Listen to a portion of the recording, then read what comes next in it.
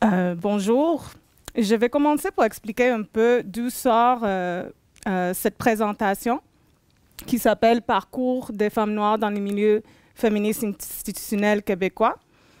En fait, dans les milieux féministes québécois dont je travaille, j'ai toujours remarqué qu'il y avait une sorte d'effacement de la contribution des femmes noires au sein du mouvement. Et j'ai pris le temps de développer des formations pour parler un peu de cette contribution-là, que ce soit durant le mois d'histoire des Noirs ou d'autres contextes. Mais cette même présentation m'a menée à réfléchir par des expériences que moi j'ai vécues au sein du milieu féministe institutionnel, des violences qui vivent des fois les femmes noires qui travaillent dans un contexte non mixte féministe. Puis je pourrais prendre les 45 minutes pour parler de l'effacement de la contribution des femmes noires, mais aujourd'hui on va plus parler de ces expériences qui vivent les femmes noires dans les milieux féministes non mixtes. On a tendance à penser, en tant qu'un milieu non mixte, qu'il est davantage sécuritaire pour toutes les femmes.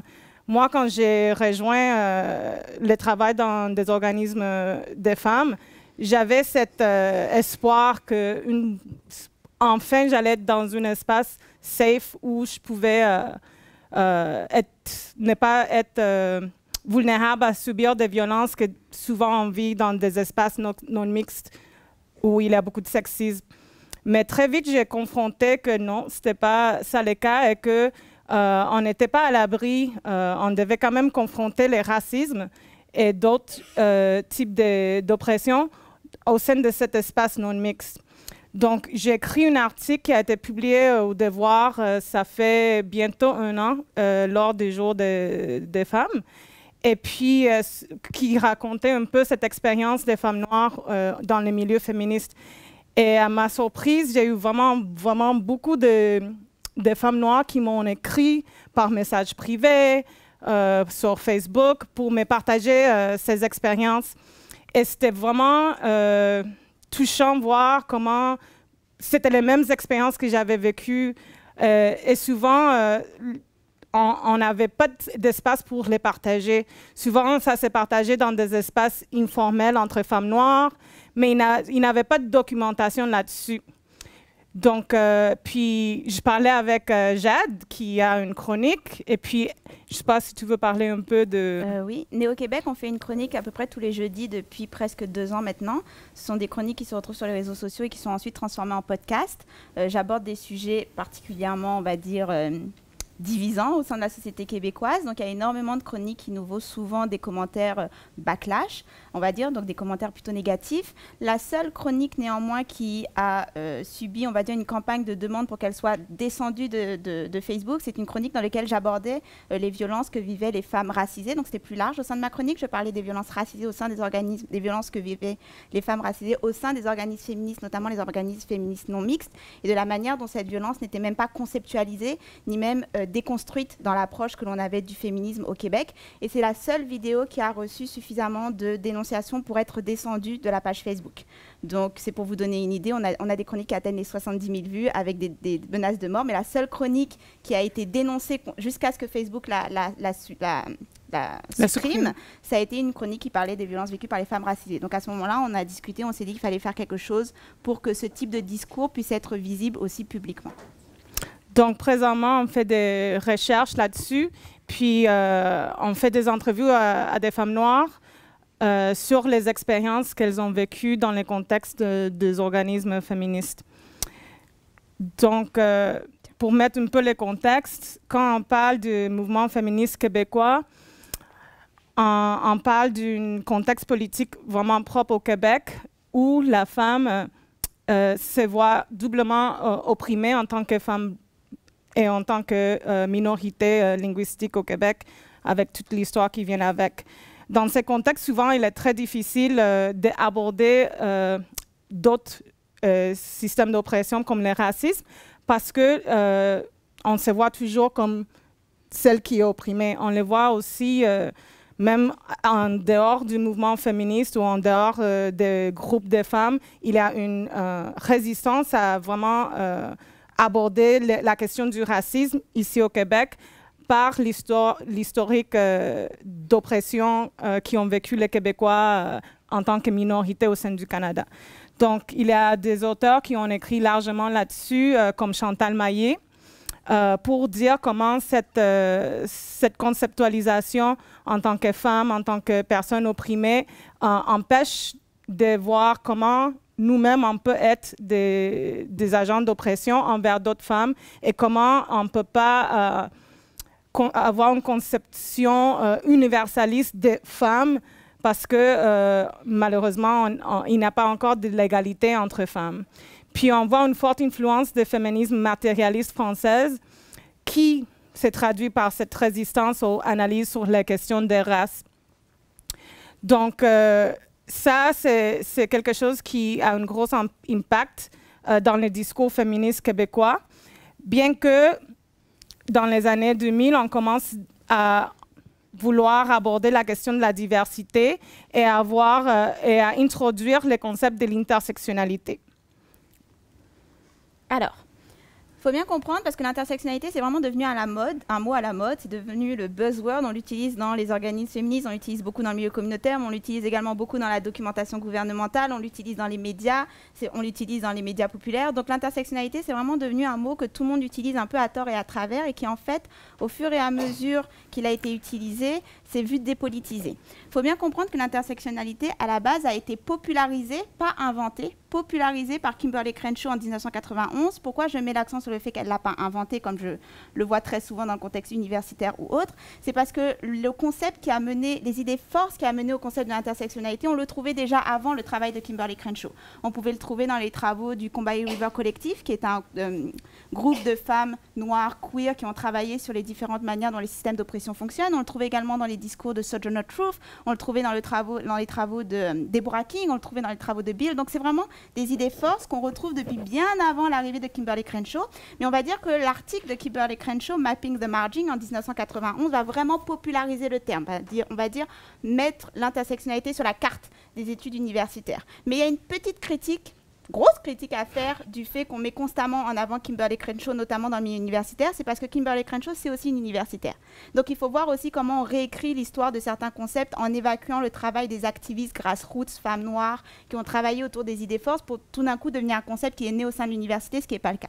Et l'université a une énorme histoire de sensu, de pomper les travaux qui naissent dans la rue pour ensuite être remasterisé, puis dépolitisé, puis relancé dans le discours mainstream en disant « Ok, ce concept-là est né de milieu universitaire », ce qui n'est pas le cas. Donc, on ferme la porte. Mais Kimberlé Crenshaw, donc, c'est une universitaire qui travaille notamment dans le milieu du droit. Elle est juriste. Et elle, ce qui va l'intéresser, elle va s'occuper en fait d'un cas où une femme noire a porté plainte pour discrimination à l'embauche par rapport à une usine. Et le juge va regarder qui travaille au sein de l'usine. Il va voir des hommes noirs, il va voir des femmes et il va classer l'affaire en disant il n'y a pas de discrimination puisque la preuve, c'est une usine qui embauche des femmes et qui embauche des noirs.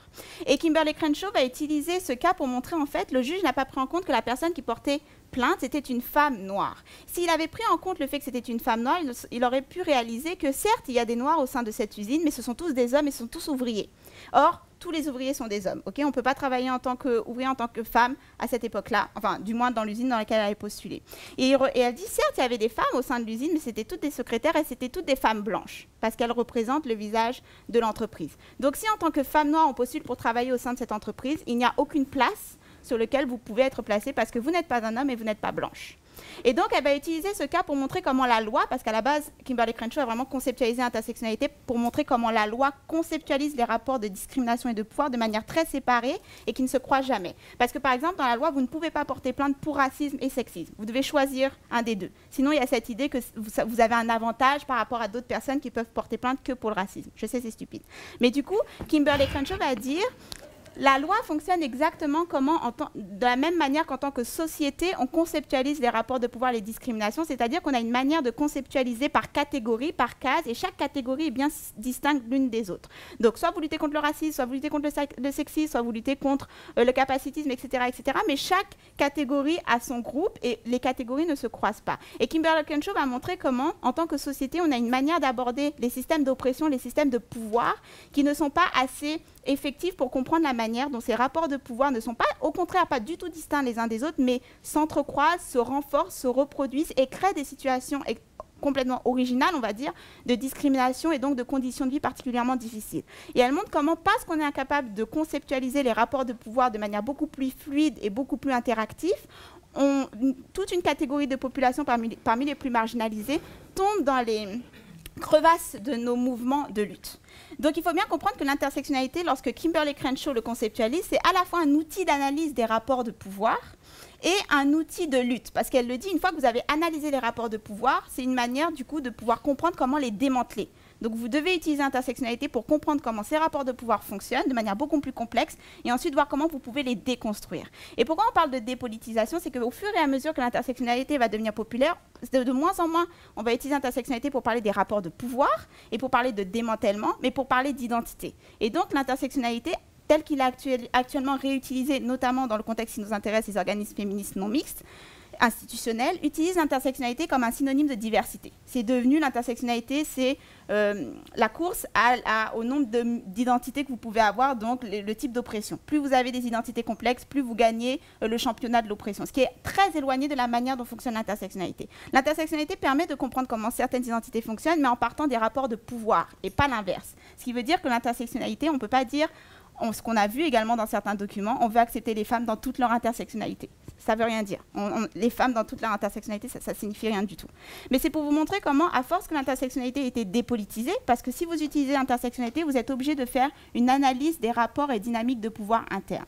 Donc si un organisme féministe utilise l'intersectionnalité et tente du coup de le faire tel qu'il a été conceptualisé, c'est-à-dire comme un outil d'analyse des rapports de pouvoir et donc des angles morts qui existent dans l'approche des discriminations, ça oblige cet organisme à regarder dans son histoire et dans la manière dont il travaille, comment en tant qu'organisme féministe institutionnel québécois, il a pu également renforcer, voire créer des oppressions pour d'autres femmes qui ne correspondaient pas à la catégorie femme telle qu'elle est conceptualisée par ces organismes. OK ? Donc on arrive dans cette situation 2019, aujourd'hui en 2019, où on est dans une approche où l'intersectionnalité c'est devenu à la mode. Il y a de plus en plus de subventions qui sont débloquées si vous faites des projets intersectionnels. Donc du coup, on a énormément d'organismes qui font des demandes en mettant intersectionnalité partout dans leurs documents pour obtenir plus de subventions. Des organismes qui n'ont parfois aucune historique de travail pouvant inclure les femmes racisées, notamment dans leur activité, mais qui reçoivent les subventions et qui peuvent, on va dire, travailler à leur légitimité. On va dire une légitimité de façade, et on développera là-dessus, vont recruter à la va-vite, on va dire, des femmes racisées, notamment des femmes noires. Donc on a une période où il n'y a jamais eu autant de femmes noires dans des organismes qui, historiquement, étaient composés entièrement de femmes blanches. Et donc on se retrouve dans cette situation où des femmes noires entrent dans des organismes qui n'ont jamais fait le travail de déconstruction de leur dynamique de pouvoir, ils n'ont jamais fait le travail de « Ok, maintenant on va avoir des femmes noires qui travaillent avec nous », comment ça va se passer pour qu'elles ne subissent pas le racisme qu'on n'a jamais pris le temps de déconstruire parce que l'intersectionnalité qu'on utilise, c'est une intersectionnalité complètement dépolitisée. C'est la diversité. C'est la diversité. Je parle extrêmement vite, faites-moi signe si je dois ralentir.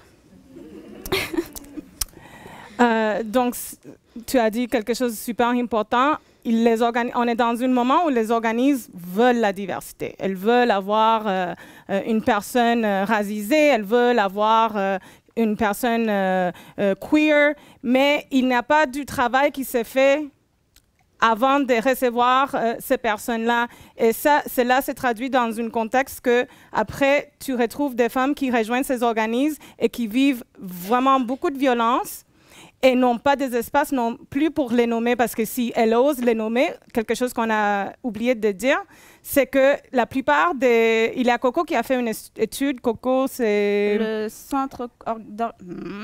C'est un regroupement des organismes communautaires qui a fait une étude sur le racisme dans les organismes communautaires. Et puis, ils ont révélé des statistiques où la plupart des femmes racisées qui occupent des emplois dans les milieux communautaires, c'est des emplois qui sont contractuels. Donc, tu imagines dans un contexte où tu as déjà une position précaire parce que tu es contractuel, pour avoir le courage de nommer certaines expériences d'oppression, de violences que tu subis au quotidien, ce n'est pas facile.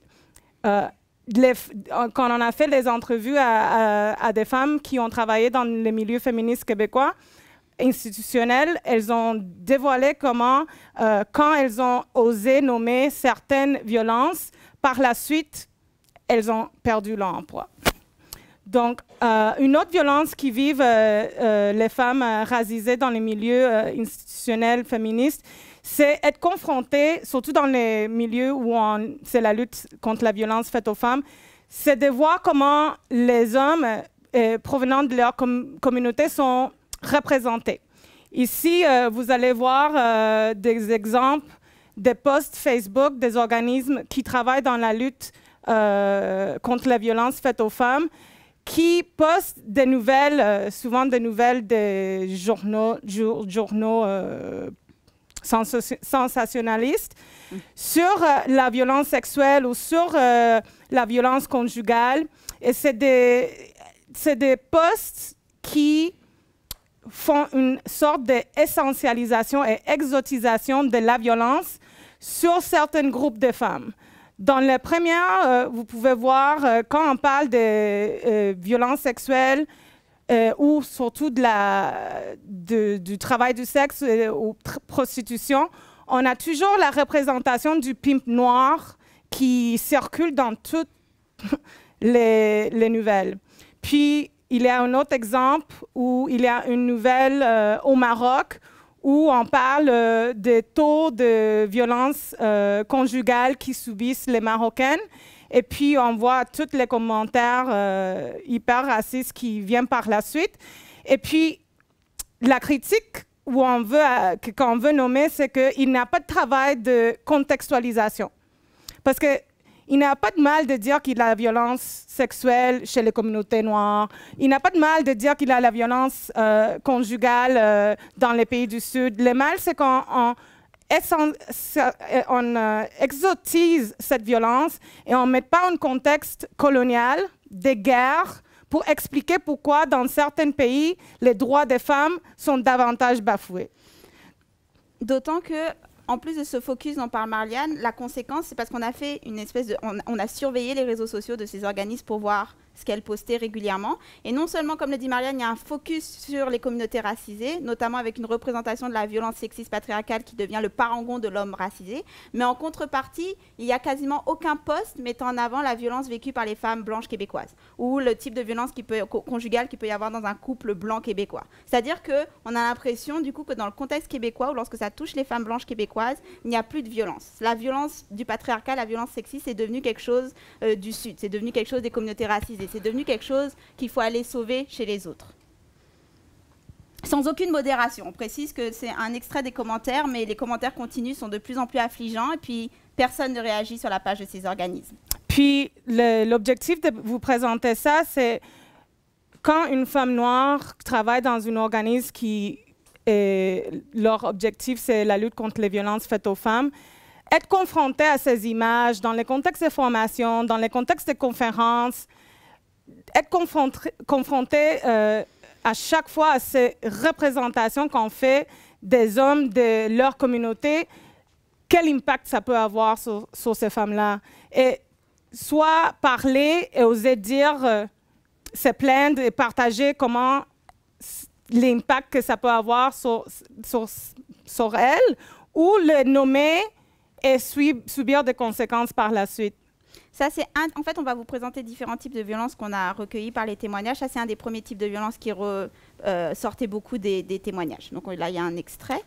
Donc, il y a un extrait ici. Je ne sais pas combien de fois j'ai dû aller à des conférences où il s'agissait de parler de l'industrie du sexe et les pimps étaient représentés visuellement dans des PowerPoint de dévoilement des résultats des recherches, comme des hommes noirs.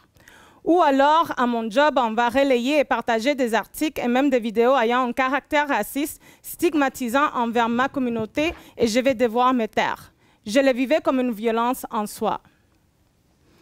Voici 2 exemples. Comme je vous ai dit avant, les pimps sont toujours noirs et les victimes sont toujours blanches. Et puis, cela a un impact non seulement sur les femmes qui travaillent dans ces milieux-là, mais au niveau de la société, cette conceptualisation fait en sorte de... Ça se traduit dans un profilage racial par la part de la police qui est vraiment violent. Donc, quand une personne qui travaille dans ces organismes connaît la violence que vivent surtout les hommes de sa communauté par rapport au profilage racial et la police, est confrontée à chaque jour par des représentations sensationnalistes des hommes de la communauté, cela a un grand impact sur sa santé mentale. Et puis, cela a aussi un impact sur la société, en fait, parce que on ne peut pas dire qu'on adhère à une optique intersectionnelle et en même temps, on exotise la violence et on essentialise des groupes et on participe à la conceptualisation des hommes noirs en tant que pimp. Il n'y a pas de cohérence, en fait. D'autant que pour vous donner un contexte, parce que souvent lorsqu'on parle des violences policières ou le fait d'être arrêté constamment par la police dans la rue lorsque vous êtes noir, on a tendance à toujours mettre le focus aux États-Unis. Pour vous donner des statistiques, le carding, donc c'est le fait d'être arrêté constamment dans la rue à Montréal-Nord, est plus élevé que dans certains quartiers d'Harlem, que dans les quartiers d'Harlem aux États-Unis. C'est-à-dire qu'à Montréal, on fait pire au niveau du carding qu'aux États-Unis. D'accord? Donc, il y a des types de violences ou de conceptualisation qui sont tout le temps conceptualisés selon un contexte national bien précis. Mais lorsque vous comparez avec les statistiques québécoises ou canadiennes, on ne fait pas mieux, voire on est pire. Donc, c'est pour vous donner, quand elle parle de l'impact sur ensuite le profilage, constamment représenter les hommes noirs comme plus violents, constamment représenter les hommes noirs comme le summum de la hiérarchie PIM, constamment représenter les hommes racisés comme étant le parangon de la violence sexiste, finit par avoir un impact sur la manière dont ils sont traités par les violences policières, par le milieu médical, par le milieu légal, etc. Et comme je vais répéter une chose, il ne s'agit pas d'exclure les cas où c'est un homme noir qui est pimp ou qui est agresseur. C'est vraiment avoir la peine de, si on veut vraiment adhérer à une optique intersectionnelle, de mettre un contexte. Parce que souvent, le focus. Ouais, parce que souvent, on met des posts comme ça, et puis aucun contexte, et puis ça fait qu'alimenter ce que la société déjà a comme conceptualisation par rapport aux personnes noires. Et puis on va voir ça maintenant avec la manière qu'on conceptualise historiquement les femmes noires. Et puis cette conceptualisation est reproduite à chaque fois, on les voit dans les médias. Donc c'est pour ça qu'il faut prendre le temps de vraiment, si on est dans un contexte de lutte contre les oppressions, un contexte de justice sociale, d'avoir vraiment, véritablement une perspective intersectionnelle et voir comment certaines populations sont davantage vulnérables à la violence. Donc, quand on parlait de femmes noires qui rentrent dans des contextes qui n'ont pas fait le travail de déconstruction nécessaire, notamment, il y a tout un travail qui doit être fait autour des stéréotypes et des clichés entourant les femmes noires. Donc, on n'a pas le temps de faire une histoire. On aurait pu faire 45 minutes sur l'histoire et tous les types de stéréotypes qui existent, mais je vous recommande les travaux de Patricia Hill Collins, à Pensée féministe noire, qui est la base, si on s'intéresse aux stéréotypes touchés par les femmes noires.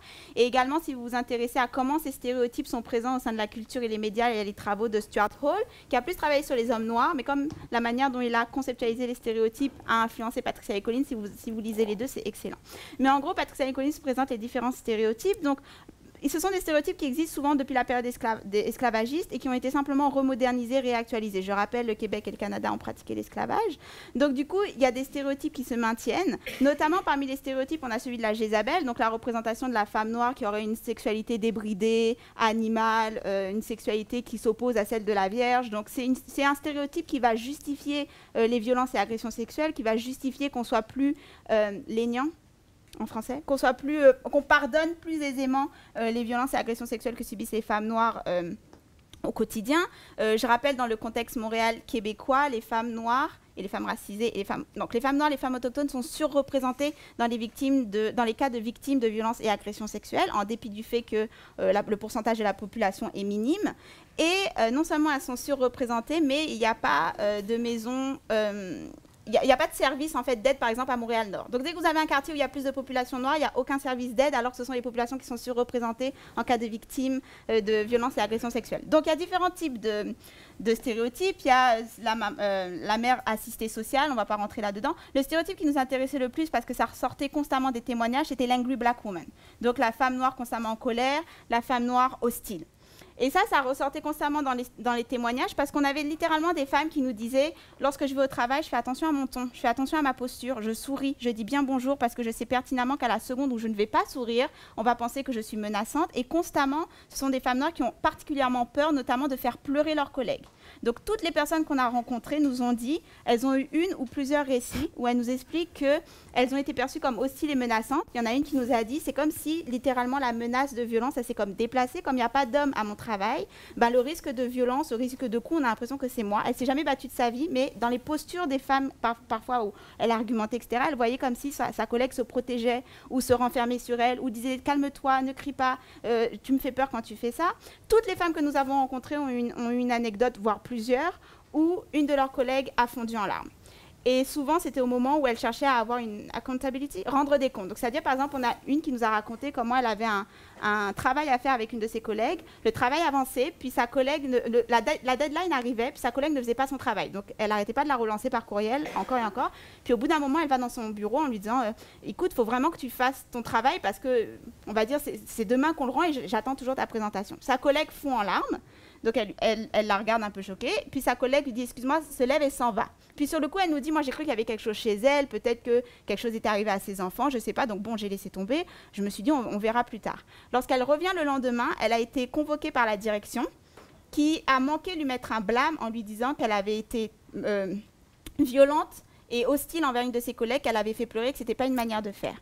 Et ça, c'est une anecdote qui se retrouve chez toutes les personnes que nous avons rencontrées. Toutes nous ont dit à un moment donné ou à un autre, une de mes collègues a pleuré et ça m'est retombé dessus. Et souvent, c'était parce que soit j'essayais de leur expliquer qu'une blague raciste, c'est pas drôle, ou alors de leur expliquer que, OK, il y a quelque chose dans ton travail qui s'est pas fait. À chaque fois, c'était pour éviter, en fait, l'accountability, parce qu'il faut bien comprendre que la manière dont on conceptualise la féminité, et ça, c'est vraiment important, la manière dont on a conceptualisé la féminité, c'est une féminité fragile, c'est une féminité blanche. Il faut bien comprendre que la féminité telle qu'elle a été conceptualisée par les organismes féministes québécois, ça a été une féminité qui est inatteignable pour certaines femmes. Les femmes autochtones, les femmes noires, les femmes racisées, les femmes qui portent le voile, etc., n'ont pas accès à ce type de féminité.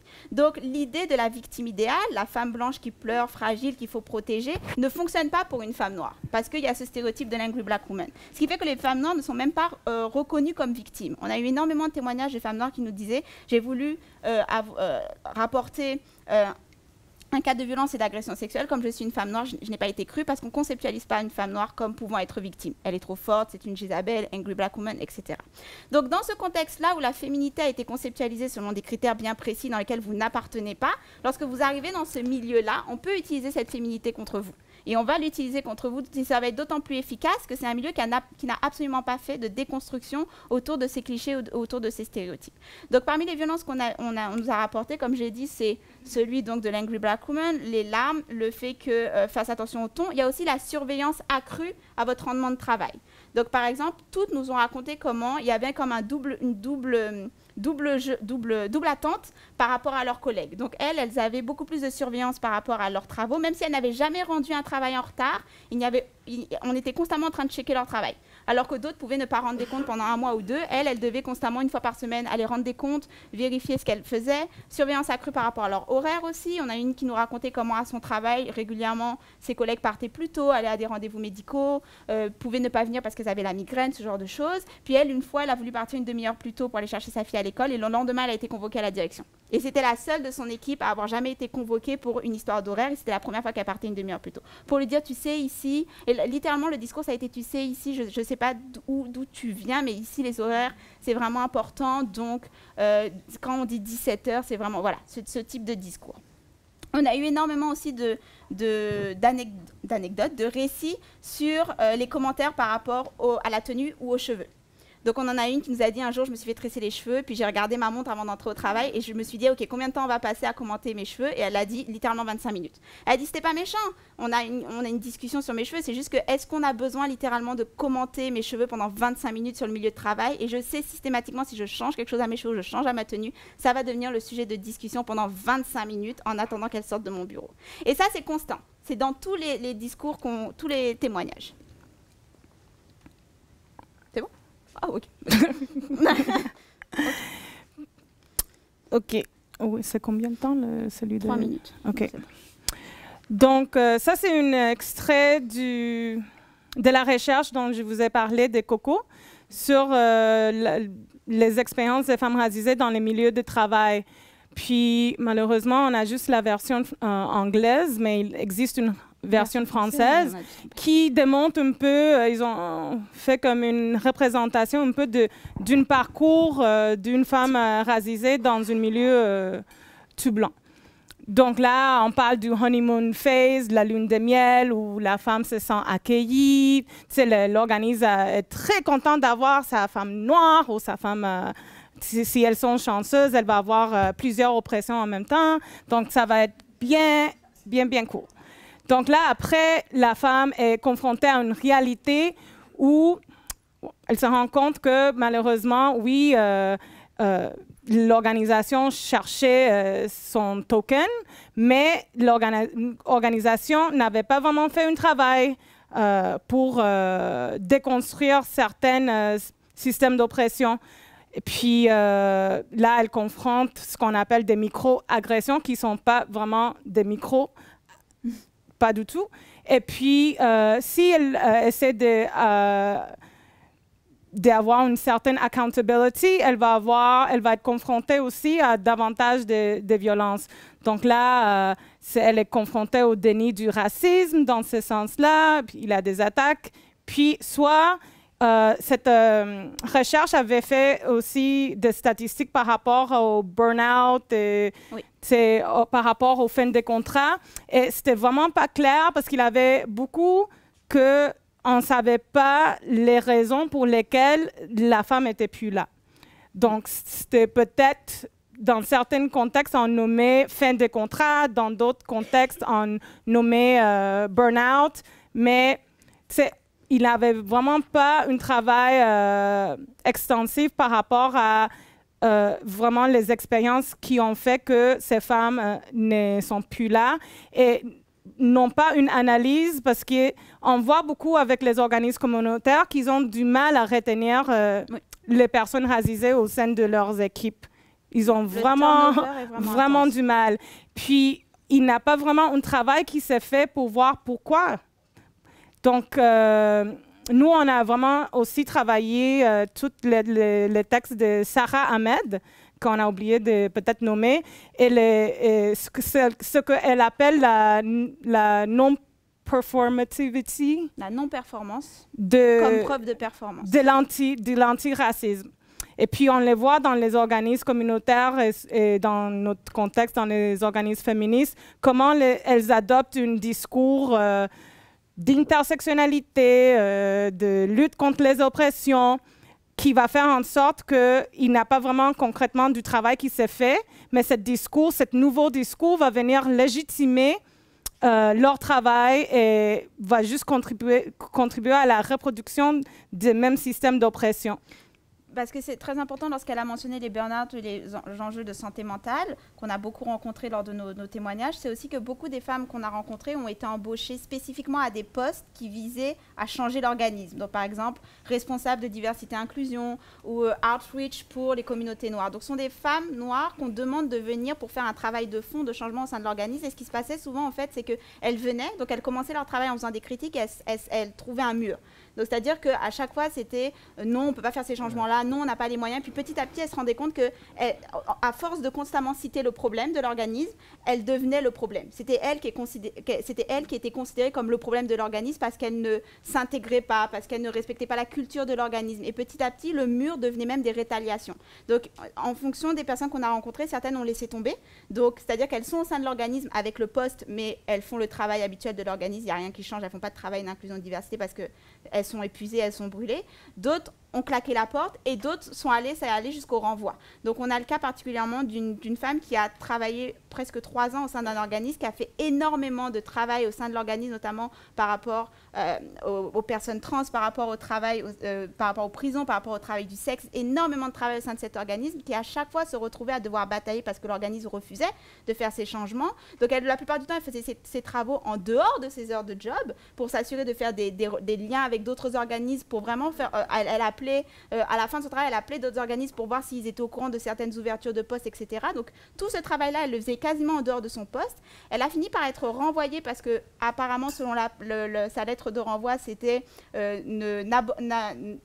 est hostile et elle ne correspond pas aux valeurs de l'organisme. Donc, elle a fini par être renvoyée. Et quelques mois plus tard, du fait de notre recherche, et parce qu'on est toujours dans ce milieu communautaire, donc tout le monde se connaît, on a vu passer des échanges de courriels où l'organisme en question, littéralement, se vantait d'avoir fait tout ce travail de changement pour obtenir plus de subventions qu'ils ont fini par obtenir. Et à aucun moment, la jeune femme en question a été citée. Donc, lorsqu'on regarde tous les courriels et les demandes de subventions qu'ils ont données, c'était notre organisme a fait tout ce travail. Donc, toutes les alliances qu'elle a fait en dehors du travail, tout ce qu'elle a réussi à travailler au prix de sa santé mentale et de sa santé physique, a été réapproprié et récupéré. Et c'est devenu la vitrine de l'organisme qui est devenu un organisme parangon de l'inclusion et de l'intersectionnalité. Elle a été évincée, elle a été renvoyée. Et il faut aussi comprendre que, et c'est important, on va finir là-dessus avant la vidéo de Gabriela, c'est que ce qui est pernicieux avec ces organismes-là, malheureusement, c'est que ce sont des organismes qui travaillent autour et sur la violence vécue par les femmes. Donc, ce sont des organismes qui connaissent les mécanismes qu'on peut utiliser pour dénoncer des violences, notamment vécues au sein du milieu de travail, notamment avec quel organisme. Et donc, les jeunes femmes qu'on a rencontrées, qui ont été renvoyées ou qui ont vu leur contrat se terminer dans des situations assez floues, nous ont raconté n'avoir aucun recours face à ces organismes-là, parce que lorsqu'elles ont contacté la DPDJ ou d'autres organismes d'aide, ces organismes disaient, on ne peut pas... La CDPDJ, pardon. La CDPDJ ou d'autres organismes d'aide, ces organismes ont dit, on ne peut pas vous représenter puisqu'on travaille avec votre ancien employeur. Et de même, il y a certaines jeunes femmes qui nous ont dit, je ne peux rien prouver parce que c'est fait d'une manière que, littéralement, j'ai aucune preuve. Je sais pourquoi j'ai été renvoyée, mais c'est tellement bien fait, mon renvoi, que je suis bloquée. Donc, c'est pour vous montrer comment ces mécanismes-là se retournent finalement pour devenir l'armure parfaite et la protection parfaite. Oui, c'est les vidéos. Le témoignage. Oui, et on a le témoignage du coup de Gabriela, qui est à la tête de la librairie Racine, qui est une librairie qui met en avant les auteurs et autrices noirs de Montréal, de Québec, québécois et canadiens. C'est une librairie qui se trouve à Montréal-Nord, qu'on vous recommande. Ça y est, la fin des 40 minutes, ça y est, mon cerveau se déclenche, et plus. Et elle témoigne d'une des violences qu'elle a vécues au sein d'un organisme féministe pour lequel elle est restée pas mal de temps. Est-ce que ça se lance par moi ou par vous? Par moi. OK. C'est que, comme je l'ai dit tout à l'heure, je travaillais pour un organisme communautaire qui venait en aide aux femmes. Des délirants, comme so bad. Mais je ne pourrais pas vraiment en parler en détail parce que j'ai signé un document de confidentialité. Parce qu'ils ont été tellement méchants, intimidants, etc., qu'on a dû faire un deal et que je peux pas vraiment raconter qu'est-ce qui se passe. Et même divulguer leur nom. Je peux pas dire mon nom parce que si quelqu'un voit la vidéo, moi j'ai signé comme quoi que j'allais pas en parler. Mais je voudrais juste vous dire que je suis pas la seule femme noire à qui c'est arrivé, ni la seule personne noire à qui c'est arrivé. Comme ils achètent notre silence. Les institutions, ils nous font du mal, ils nous intimident, le travail, la police, n'importe quelle institution, qu'ils ont des avocats, des ressources, etc. Ils vont faire du mal, tu vas essayer de speak up, et quand ils vont voir que comme tu lâches pas le morceau ou whatever, ils vont être comme, OK, nous on a le gros bout du bâton anyway, so négocie avec nous. Et à la fin, dans l'offre, c'est sûr qu'ils vont dire comme t'as pas le droit de parler, t'as pas le droit de raconter ton histoire, etc. Et avant de signer ce papier, j'ai tellement pleuré parce que j'étais comme si je pourrais jamais dire qu'est-ce qui s'est passé, etc. Comment les détails de l'intimidation que j'ai subie, etc. Ben, j'ai signé parce que justement, ils savent à qui ils font ça. T'es vulnérable, j'ai pas d'argent, parce que je ne connais pas, bien entendu. T'es vulnérable, t'es coquille, souvent, t'as même pas assez de juice pour comme vraiment pousser de l'avant les choses mauvaises qu'ils t'ont fait. Donc, c'est ça. Je voudrais juste dire que c'est pas vrai qu'il n'y a pas de racisme au Québec. Puis c'est pas toutes les choses qui sont documentées qui vont en cours. Il y a beaucoup de gens qui ont été... on a acheté leur silence. Puis quand je dis acheter, j'ai pas eu un bag of money. J'ai juste eu des propositions que finalement j'avais pas le choix d'accepter. Et c'est une parenthèse que c'est ça. Puis c'est un organisme communautaire qui m'a fait ça, que j'ai donné plusieurs années à travailler, que j'ai voulu améliorer les choses, changer les choses, etc. Puis voilà. C'est que, bon, comme je l'ai dit tout à l'heure, je travaillais au... Et le papier dont elle parle, une bonne partie des personnes que nous avons rencontrées ont été obligées de signer ce papier de confidentialité. Et quand elle dit la forcer à signer, c'est-à-dire que ce sont des personnes à qui on disait si tu ne signes pas d'ici à 48 heures, tu n'auras pas de compensation financière. Or, vous apprenez lundi que vous êtes renvoyé, vous avez des enfants à la maison et on vous dit vous avez 48 heures pour signer ça, sinon on fera en sorte que tu ne puisses pas avoir l'aide, le soutien financier d'une personne au chômage. Et ça c'est pas en fait, c'est une des rares qui a pu faire une vidéo, mais c'est commun comme pratique. Voilà. Et pour finir sur une note un peu plus optimiste, on ne dit pas que, parce que la chambre vous a cassé, on ne dit pas que c'est impossible de faire ce travail-là au sein des organismes féministes ou qu'il faut bannir tous les organismes féministes non mixtes ou les femmes racisées ou les femmes noires ne peuvent pas travailler avec ces organismes. On dit juste qu'actuellement, il y a une absence de conscientisation de comment la violence fonctionne, également la violence au sein du milieu de travail. Il y a une absence de déconstruction de ces violences et on a énormément de femmes noires qui vont au sein de ces milieux, qui subissent énormément de violences, qui se retrouvent éjectées par choix ou pas de ces milieux-là, et des organismes qui profitent et qui du coup obtiennent encore plus de subventions juste parce qu'ils ont eu une femme noire au sein de leur équipe, ou qui gardent tout ce que l'employé a fait pour obtenir encore plus de légitimité. Donc lorsqu'on parlait de performance, de la non-performance, c'est ça, c'est n'avoir rien fait, mais donner l'image qu'on a fait énormément de choses. Puis aussi, il faut mettre l'emphase sur... Il ne s'agit pas de certaines femmes qui sont juste mauvaises et qui sont violentes. C'est vraiment la sociologie des organisations qui est faite comme ça. C'est vraiment systémique.